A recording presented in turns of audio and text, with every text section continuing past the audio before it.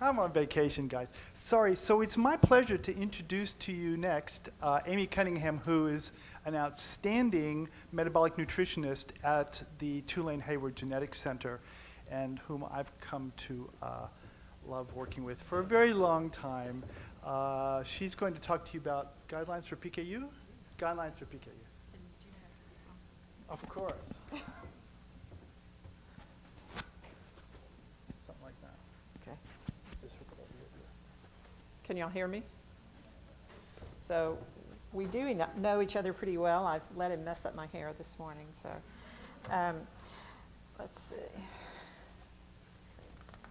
So I appreciate the opportunity. First I have to figure out how to advance these slides.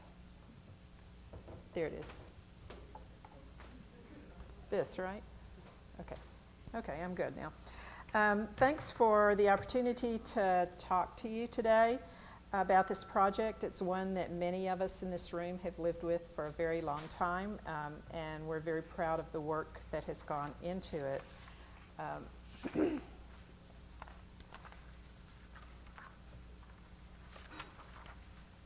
I'm just going to give you a brief history of what's come before, and as I talk today, I'm not going to talk particularly about content of the guideline because it's pretty extensive, and I'm hoping that by the end of this little talk you'll want to run and access it online and see all of that content. So we're just going to talk about how we got to the publishing of it and what it looks like, sort of.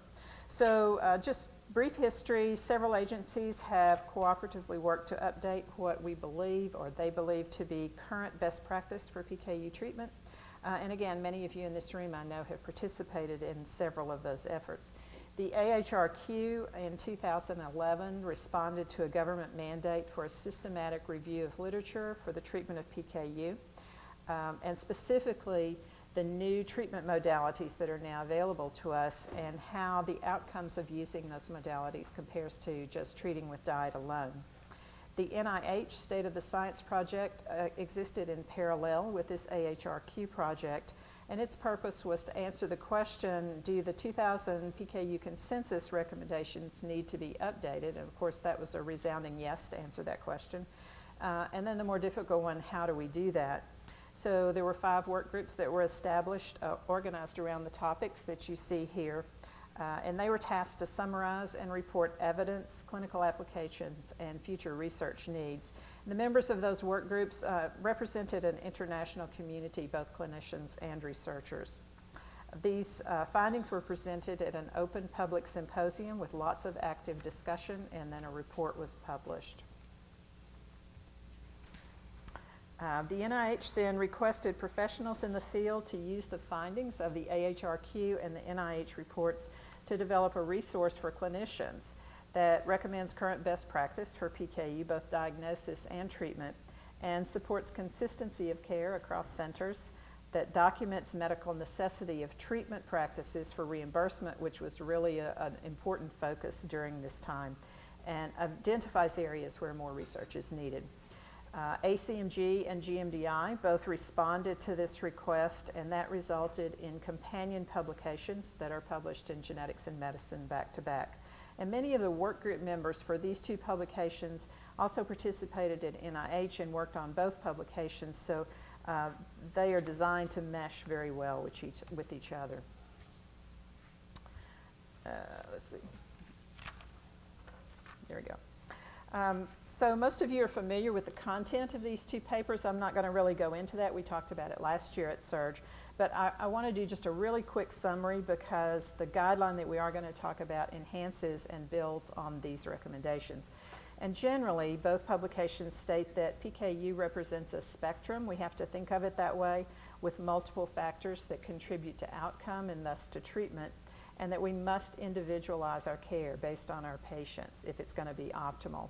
Specifically, they recommended that lifelong treatment, of course, with a treatment range of 120 to 360. I know this has been discussed a lot, but this is what was considered the best scenario. That diet remains a major treatment component, but that diet and/or pharmacotherapy will become the norm. That any combination of therapies that give benefit without having any negative consequences should be considered appropriate therapy and offered to patients. There was a focus on optimal nutritional status, so it's not just about Phe anymore. We have to think about general global nutrition as well. And the same is true for neuropsych testing. Since we know that there can be subtle difficulties even in well-treated patients, that we should be offering and monitoring neuropsych testing. And since treatment is lifelong, we have to broaden our perspective from pediatrics and transition our care to our patients to best care when they become adults.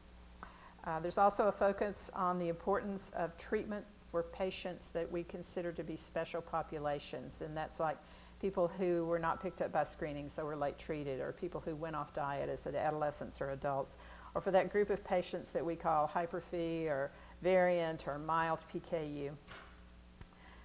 There was a really firm statement that clinical care is best done when provided by a team of clinicians, and that clinicians are obligated to advocate for their patients and try to help them obtain access to care.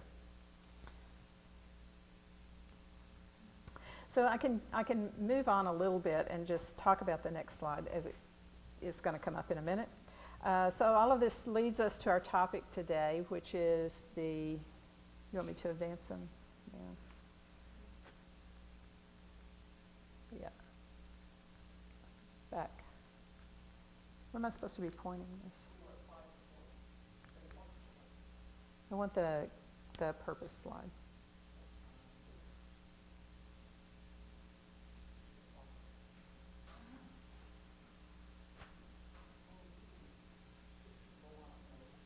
Okay. So the main topic for today is this collaborative guideline project with GMDI and SERC.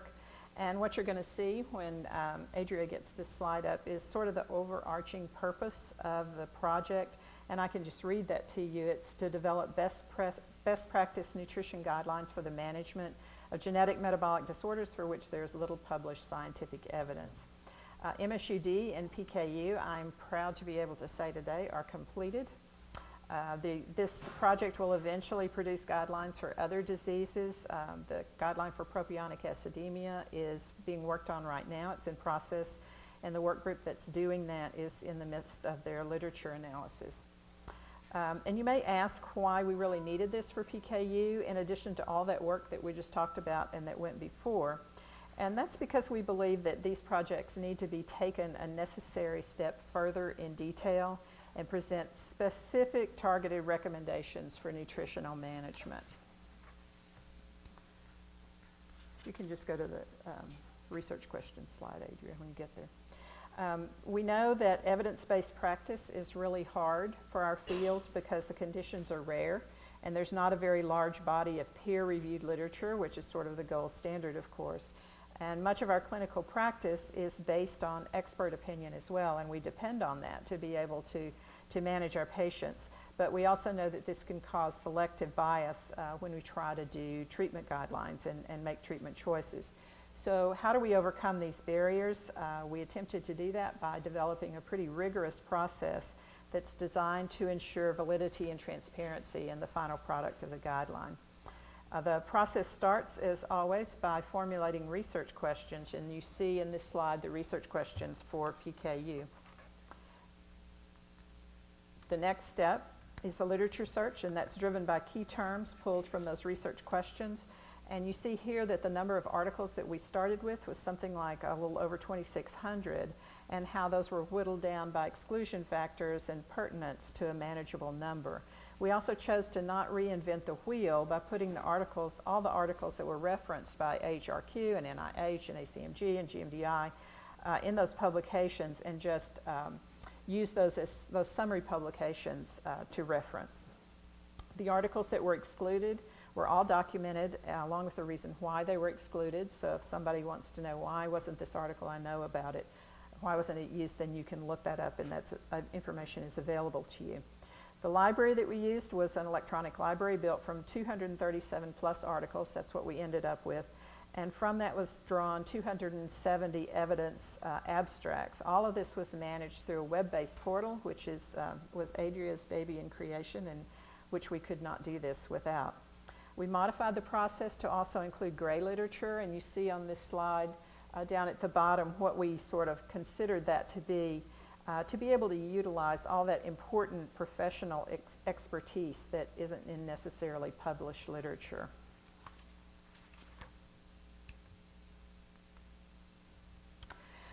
So each publication or gray literature source was kept in this library and read by a work group member. The findings in that article pertinent to each research question were abstracted and then referenced. And then for each of those research questions, we summarized the findings from the abstracted literature and developed conclusion statements and recommendations.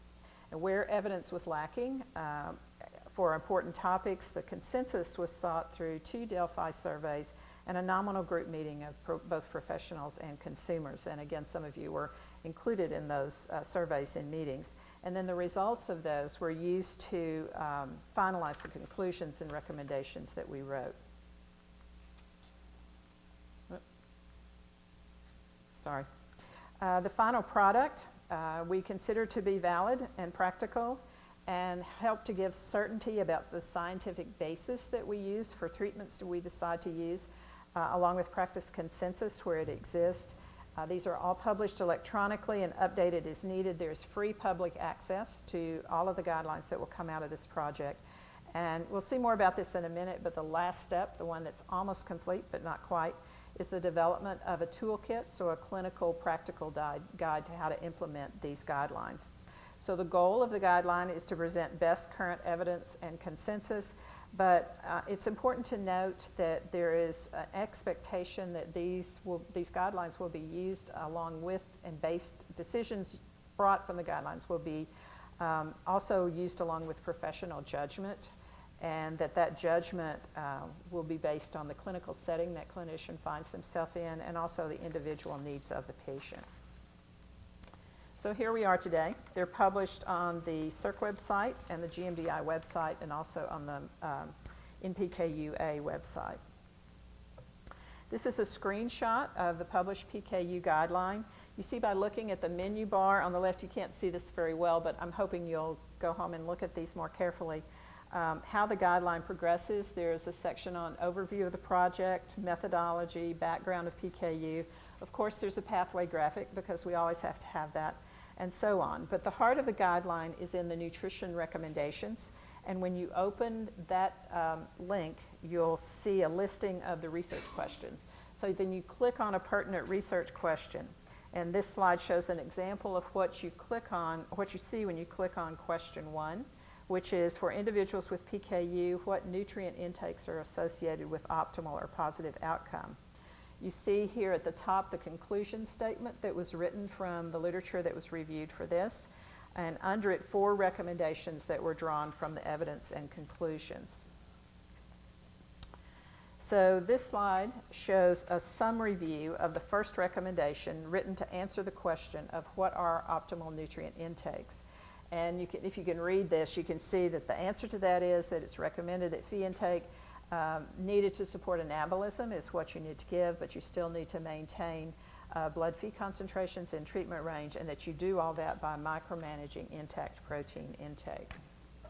If you click on the box at the top of the screen that says details above the recommendation, you get a synthesis of the evidence that was pulled from the literature, both peer-reviewed and gray, and that supports the conclusion and recommendation that you're reading. At the bottom of the box is a section for consensus, and that's where the results from the Delphi surveys and the nominal group meeting are included. So what consensus was reached and how robust it was. All statements are referenced, so there's an F number or a G number or assorted other numbers. And when you click on that for a particular reference, that article that was referenced popped up. So you see here at the bottom that F2626 is actually the ACMG publication. There's a full reference list that can be accessed through the menu bar to the left. And you see here the first several pages. There's lots of pages of references. This is the first one. And at the bottom you see highlighted again that F.2626. So that gives you an idea of how you get to those individual references. If you go back to the recommendation detail screenshot, you see that Table 3 is referenced at the bottom of this recommendation paragraph, and clicking on that takes you to Table 3, and that's what's here. It's the recommendations for age-specific fee intake. So you can get to this table either through the menu bar that shows all of the tables, or you can get it through a specific place in the recommendation that it applies to. You can also go back to this menu bar, and I know you probably can't see this, but that lists all of the tables. There's 9 tables associated with this guideline. So you see by this timeline that, yay, we're almost done with this. The guidelines to follow will be faster in production, we think, because we've worked out most of the glitches and smoothed the process by doing mostly MSUD and then PKU. So hopefully the next one will be coming along quicker. The last step that we need to complete is, as I said, in progress, and that's the clinical toolkit. And we hope to have the toolkits for both MSUD and PKU posted by the end of the summer, this summer. So like a couple of months. The toolkit is a practical guide for clinicians. Barb Marriage is in the group, so I won't say this is to replace the Ross manual, but it's to be the sort of electronic version of a Ross manual type concept. The how-to when you implement the guideline. How do you actually make this happen when you're in clinic and trying to do it for a patient? It's a web-based companion to the guideline, and this slide just summarizes sort of what the toolkit includes. There'll be links to guideline evidence, so if you want to go back and say, well, where'd you get this idea, then there's a link that will tell you where you can go to see that actual paper. It links to recommendations and to tables and to references and to individual resources that are listed in the guideline. We chose to organize these toolkits by life stage because we thought that might be the most straightforward way of doing it because each life stage for a PKU patient has differing needs. The main body of guidance is presented in the form of case studies with recommendations and prescription calculations, and often sort of what we call pearls of wisdom, where we know that experience can be passed along and help the person who's trying to concoct a diet prescription. All the portions from this toolkit should be able to be lifted from it, printed, taken to clinic, put in charts, all of those things that we sometimes need to do with this stuff. So this is an outline of the first treatment section, and that's management of the newborn or young infant. So it includes how you start treatment and how you stabilize metabolic status. Includes decision making for initiating the fee restriction, choosing formula components, calculating the prescription, how you modify it as the baby grows, and also what to monitor. Each case study also includes a section of what we call additional considerations, and that's it's a listing of problems that we know may occur as you try to treat a patient, or alternate practices that you may want to think about, or how to adapt when there's a special need like caring for a preemie with PKU. And always it includes instructions for caregivers. And the same outline is going to be used for all the life stages that we work through. These are the subsequent life stages and the case studies that we've chosen to describe management for them. The toolkit also links to full tables in the guidelines, but also pertinent sections of a particular table will be embedded with the case study so that you don't have to flip back and forth to the guidelines to get the actual kernel of information that you need. There are links to websites and resources included in the guideline, but also we've developed supplemental resources, and many of those come directly from Diane Fraser and are adapted to other diseases. You see some of those that are listed here, and this example is a section of a table for low protein foods that you can actually buy in a grocery store that might be helpful for your patients. So I hope that I've given you a sort of enticing glimpse into this new clinical resource. I encourage you to explore the content and think about how you can put it into your practice. Many thanks to the GMDI members who've given so much to this project and are still giving to the project. Countless volunteer hours have gone into rowing this guideline boat, as you see the picture. To the support team at Emory, who made putting it together possible, and of course to the organizations who've given support, and that includes HRSA, the NPKUA, GMDI, and SERC. And I'll be glad to answer questions if you have them.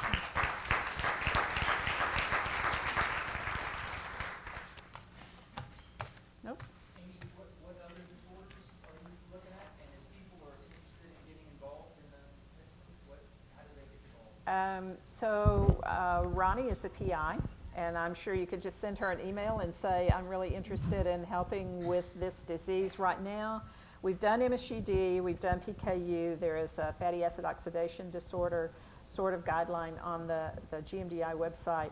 I think urea cycle defects maybe will be the next group that's coming up. And so far, all of the work group members have been GMDI members, and because that's the way it was organized. But anybody who's interested in participating, we welcome warm bodies with excellent understanding.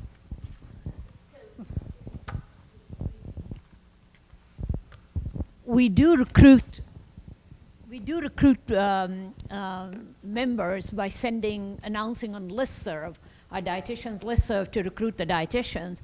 But we also have got built in a nominal group meeting where we invite physicians and for face-to-face meeting and basic science researcher in the field to complete the consensus process, because there are a lot of things which are not in the literature or we cannot get from the expertise of the dietitians alone.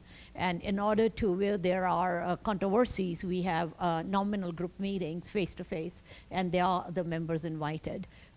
Basically, that's by invitation and based on the background. People who have published in the field are usually the ones we start with.